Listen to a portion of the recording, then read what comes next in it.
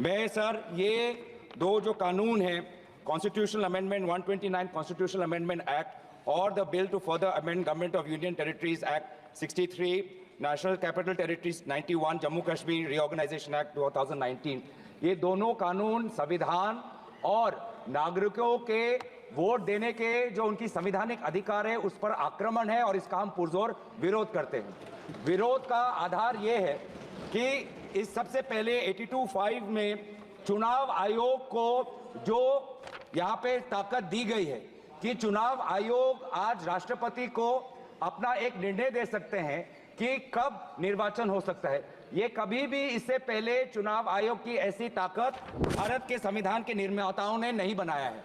चुनाव आयोग की क्या सीमाएं हैं वो आर्टिकल 324 में है, जहां पर इलेक्शन कमीशन को बस कैसे सुपरवाइज करना चाहिए, कंट्रोल करना चाहिए, इलेक्शन रोल कैसे बनाना चाहिए, वहीं तक ही चुनाव आयोग की क्षमताओं का सीमा बनाया है।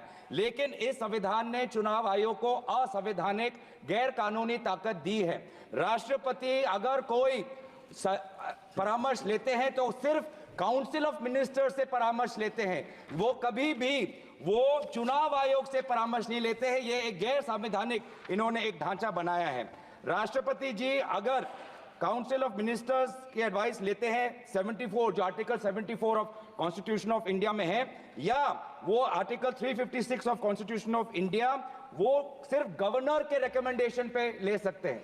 356 गवर्नर के रिकमेंडेशन पे या 74 के अनुसार काउंसिल ऑफ मिनिस्टर्स के रिकमेंडेशन में। ये पहली बार ये एक ऐसा कानून लाए हैं कि राष्ट्रपति अब चुनाव आयोग के भी रिकमेंडेशन पर एक निर्णय ले सकते हैं। ये पूरी तरीके से इसका विरोध करते हैं। चुनाव आयोग में किस प्रकार से कमिश्नर्स नियुक्त होते हैं, नहीं होते, सुप्रीम कोर्ट की भूमिका रहती है, हटाई जाती है, उस पर हम बाद में चर्चा करेंगे।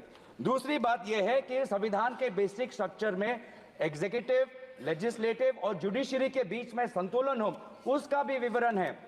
आज इस बिल के द्वारा आदरणीय राष्ट्रपति जी को ज्यादा शक्ति दिया गया है कि वो अपने सुपरिंटेंडेंट से एक नए 82A के द्वारा अब वो विधानसभाओं को भंग कर सकती है। ये एक्सेसिव पावर इस बिल में चुनाव आयोग को भी दिया गया है और राष्ट्रपति जी को भी दिया गया है। और यहाँ पे जो मुद्दा उठाया है कि चुनाव आयोग का ये जो खर्च है कम करना चाहते हैं, चुनाव आयोग के खुद उन्होंने कबूल किया है कि 2014 के चुनाव आयोग में कितना पैसा खर्च हुआ, लगभग 3700 करोड़। ये 3700 करोड़ के लिए ऐसा एक गैर संवैधानिक कानून ये लाए हैं, ये पूरी तरीके से तथ्य के खिलाफ है।